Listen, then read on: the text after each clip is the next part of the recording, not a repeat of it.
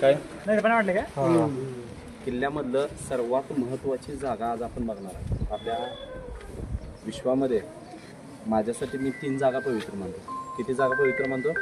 3. पहिलं स्थान शिवनेरी, छत्रपती शिवाजी महाराजांचं जन्मस्थान. दुसरं स्थान पुरंदरचा किल्ला, जिथं स्वराज्याच्या शंभूराजांचा जन्म झाला. शंभूराजांसारखं दैवत आज ज्यानं राजांना जाणलंय त्याला शंभूराजा काय माहीत आहे. तर ज्यानं जाणलेलं नाही त्याला शंभूराजांचा इतिहास माहीत असला तर त्याने त्यांच्याबद्दल अपशब्द तर काढू नये. ते दैवत खूप मोठं आहे. आणि तिसरं म्हणजे या दोघांची शेवटची भेटीची जागा म्हणजे आमचा पन्हाळा किल्ला आणि त्या ठिकाणची सर्वात महत्त्वाची वस्तू. 3 ठिकाणं सगळ्यात महत्त्वाचे, पण त्यातल्या एका ठिकाणी आज तुम्ही पोहोचलेला आहात. इमारतीचं नाव आहे सज्जा कोठी. सज्जा म्हणजे गाव चावडी किंवा सज्जा म्हणजे गॅलरी आणि कोठी म्हणजे राणीघर. इमारतीची बांधणी मुस्लिम आहे. कसली आहे? मुस्लिम आहे. कारण ही इमारत 1559 मध्ये विजापूर आदिलशहा यानं स्वतःला राहण्यासाठी बांधलेली इमारत आहे. त्यामुळे खाली तर नमाज पठणाची जागा आहे, म्हणजे इबादत खाना, प्रार्थना स्थळ. दुसऱ्या मधल्यामध्ये राहण्यासाठी जागा आहे आणि वर टेहळणीचं बुरुज आहे.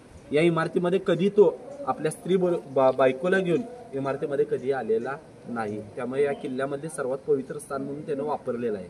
कारण जिथं नमाज पडतो त्या ठिकाणी स्त्री संबंध करू शकत नाही, म्हणजे एवढं सगळ्यांना मान्य आहे. त्यामुळे या ठिकाणी तो वैयक्तिक स्वतः राहिला. पण ज्यावेळी छत्रपती शिवाजी महाराजांनी पन्हाळगड घेतला त्यावेळी शिवाजी महाराजांनी विचार केला की गडामध्ये राहायचं कुठं, एवढा मोठा किल्ला आहे, मग किल्ल्यामध्ये बांधकाम करूया का. खाली 80,000 फौज उभी आहे आणि वर बांधकाम केलेलं योग्य आहे का.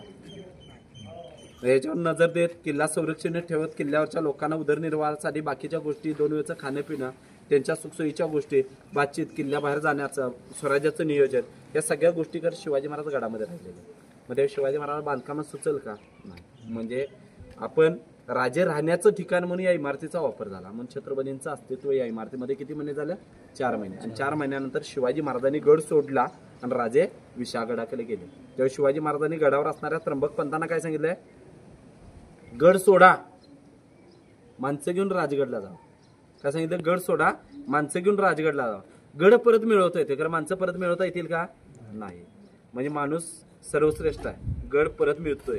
म्हणजे या अपेक्षेनुसार त्यांनी सुद्धा गड सोडला आणि गड हा आदिलशाहीमध्ये गेला. किती वर्ष गेला? 13 वर्ष. तर 1673 कोंडाजी बाबा फर्जद राजगडची सभा काय सांगते की छत्रपती शिवाजी महाराजांनी जोपर्यंत पन्हाळगड घेतला नाही तोपर्यंत राज्याभिषेकाला नकार दिला होता. म्हणून पहिला किल्ला घेतला आणि कोंडाजी बाबांनी किती मावळ्यानुसार किल्ला घेतला? फक्त आणि फक्त 60. म्हणून 60 माणूस पन्हाळगड स्वराज्यामध्ये उभा केलेला आहे. अशक्य हे शक्य करणारे फक्त एकच आहेत आणि त्यांना म्हणायचं मराठे. म्हणजे त्यांनी किल्ला घेतला. 80,000 आले ते आपण 4 महिने गड सोडलेला का नव्हता. म्हणजे 4 महिने 12 दिवस महाराज किल्ल्यावर होते. 750 लोक गडावर होते. 80,000 लोक खाली होते. खरे भीतीपोटी आपण गड सोडलेला नाही. पण 60 आले, त्यांना काय वाटलं मोठी फौज झाली, गड सोडूया, परत आपण मी घेऊया, खरं आता जीव वाचूया म्हणून गड सोडून गड घेतलेला ताब्यात आहे आपण. कोंडाजी बाबा फर्जदाने 60 महिन्याशी गड घेतला. गड घेतल्यानंतर वार्ता दिले आणि वार्ता दिल्यानंतर छत्रपती शिवाजी महाराजांचा राज्याभिषेक झाला. तारीख काय आहे? शिवाजी महाराज राज्याभिषेक आहे तारीख आहे 6 जून 1674. ठराविक गोष्टी माहीत ठेवा. 6 जून 1674 ला राजांचा राज्याभिषेक झाला. तुमच्या माझ्यासाठी आनंदी दिवस. तर छत्रपती शिवाजी महाराजांनी त्या दिवशी पहिल्यांदा छत्रपतींच्या डोळ्यात अश्रू आलेले का आले असतील? राजाने राज दरबारामध्ये प्रवेश केला, राजे स्तब्ध झाले आणि राजांच्या डोळ्यातून अश्रू वाहू लागले. का वाहू लागले होते माहिती आहे? की प्रत्येक स्त्रीच्या कपाळाला कुंकू दिसत नव्हतं. मग त्यावेळी त्याला त्या आईला, त्या बहिणीला विनवणी केली, अगर तुझ्या कपाळी आज जर कुंकू असतं तर हे स्वराज्य आज नसतं आणि सुवर्णरत्न सिंहासन पण आज नसतं. म्हणून राजाच्या डोळ्यातून आपल्या बहिणींसाठी आणि आपल्या आयांसाठी डोळ्यातून अश्रू वाहत होत्या. कारण स्वराज्यामध्ये जे जे गमावलंय ते राजांनी सुद्धा गमावलंय आणि त्या स्त्रियांनी सुद्धा गमावलंय. म्हणजे राजाने प्रत्येक गोष्ट त्या ठिकाणी जाणलेली आहे. जोपर्यंत जाणीव होत नाही तोपर्यंत कुठल्या गोष्टीचं आपल्याला दुःख होतं का? आणि ज्यावेळी दुःख झालं की डोळ्यातून अश्रू वाहतात. मग दुःखवट्याचा अश्रू राजांना त्यावेळी जाणवलेले आहे. म्हणजे विचार बघा केवढा मोठा आहे. म्हणजे छत्रपतींना आपण काय म्हणतो? जाणता राजा. आणि याच जाणता राजानं अवघ्या 2 वर्षात स्वराज्य सुखरूप केलं आणि स्वराज्याच्या बाहेर पावलं ठेवली. आणि राजे कुठे गेले? जिंजी. कुठे आहे जिंजी? तमिळनाडू, आंध्रामध्ये. आणि आंध्रामध्ये ज्यावेळी गेले तो पहिला किल्ला आपण जिंकून घेतला, ज्याचं नाव आहे जिंजीचा किल्ला.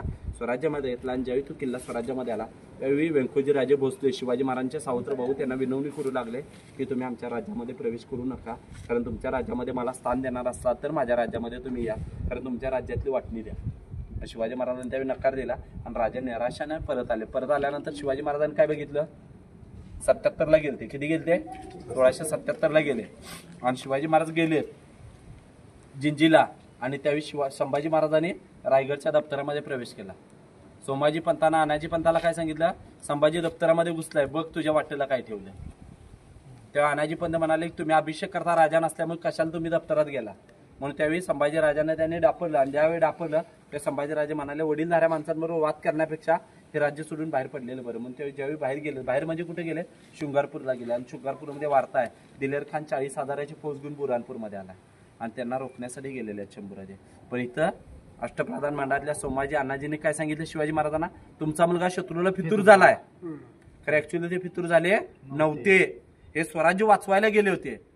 मग त्यावेळी शिवाजी महाराजांच्या वार्ता सांगितलं ते शिवाजी महाराज काय डिप्रेशन मध्ये असतील त्या राजांना माहिती, आपण हे जाणू शकत नाही. आणि त्यावेळी शिवाजी महाराजांनी हा विचार केला खरोखर माझा मुलगा शत्रूला फितूर झालाय, माझ्या स्वराज्याच्या सीमा काय सुखरूप आहेत, कारण मंदिरावर कळस आहे, महाराष्ट्राच्या सीमा सुखरूप आहेत, आया बहिणींच्या कपाळी कुंकू सुखरूप आहे, प्रत्येक जण 2 वेळचं अन्नधान्य खातंय, म्हणजे हे महाराष्ट्र सुखरूप झालंय. म्हणजे शंभूराजांचं राजतंत्र काहीतरी शिकवलं. आणि त्यावेळी एवढ्या लहान मुलांना स्वराज्य राखण्याचं काम केलं. परंतु अष्टप्रधानांना अशी त्यांच्यावर आरोप का केले? कारण त्यांच्यात आणि शंभूराजांच्यात वाद झालेला निष्पन्न झाला. पण अष्टप्रधान मंडळाला आता डावलू शकतोय का? राष्ट्रप्रधान मंडळ बाजूला गेलं तर नवीन राज्य स्थापन करू शकतात. म्हणून शिवाजी महाराजांनी यांना आपल्या सलोख्यात आपल्या जवळकी धरलं आणि शंभूराजांना सांगितलं जोपर्यंत आम्ही सांगत नाही तोपर्यंत गड सोडायचा नाही, अशा आज्ञापत्रामध्ये आज्ञा दिली. आणि त्या आज्ञापत्राची आज्ञा पाळत शंभूराजे गडामध्ये राहिले. त्यामुळे वक्तव्य असं करायचं नाही की शिवाजी महाराजांनी संभाजीराजांना पन्हागडावर कैद केलेलं नव्हतं, तर राहण्याचा आदेश दिला. आज्ञापत्र त्या पद्धतीचं आहे, त्यामुळे आज्ञेचं पालन शंभूराजाने केलेलं आहे. म्हणून या ठिकाणी शंभूराजे राहिलेले आहेत. आणि त्याच वेळी शिवाजी महाराजांच्या आणि संभाजीराजांच्या जीवनचरित्रातली शेवटची भेट झाली. म्हणून एका बापाने आपल्या मुलाला आणि एका मुलाने आपल्या बापाला अखेरचं बघितलं तर हे किल्ल्यामधलं सर्वात पवित्र स्थान म्हणजे ही इमारत. म्हणून मंदिर जर सुखरूप दिसत असेल त्यामागे अदृश्य अभया एवढी जी शक्ती दिसते ती माझ्या छत्रपतींची, 2 छत्रपतींची दिसते. कारण एकाबद्दल औरंगजेबाने वक्तव्य केलं होतं कि अल्लाह जन्नत के दरवाजे खुले रखना, माँ बहनों की इज्जत करने वाला मराठों का योद्धा आज तेरे दर पे आ रहा है. आणि दुसऱ्याबद्दल वक्तव्य केलं काश मुझे संभाजी से एक नेक औलाद होती तो पूरी सल्तनत में उसके कदमों में डाल देता. म्हणजे दोन्ही राजांबद्दल ते शत्रूने चांगली स्तुती केली, मग तुम्ही आम्ही चांगली स्तुती करू शकत नाही, फक्त त्यांच्याबद्दल कुठलीही गोष्ट वाईट वापरू नका. तर अशा 2 राजांचे राहणीमानाचे आणि स्वराज्याच्या आपल्या तुमच्या माझ्यासाठी हर एक शिवभक्तासाठी मंदिराचं स्थान म्हणजे 3रं स्थान. आज जाताना चप्पल काढून इमारतीमध्ये जावा, कारण छत्रपती शिवाजी महाराज संभाजी महाराजांचं राहणीमान आणि त्यांच्या जीवनातली शेवटची भेट पन्हाळा किल्ल्यामध्ये झालेली आहे. किल्ल्यामध्ये अनेक जण येतात, पाहतात, जातात, करत त्यांना माहीत नसल्यामुळे या ठिकाणी ते चप्पल काढू शकत नाही. आज एवढं चांगलं वक्तव्य तुमच्या समोर केलंय तेव्हा मला लाज वाटते की बाबा लोकांना इथं किल्ल्यामध्ये जाताना चप्पल लावून जातात. तेव्हा माझ्या येणाऱ्या प्रत्येक माणसाला मी सांगतो की तुम्ही चप्पल काढून इमारतीमध्ये जाऊन या.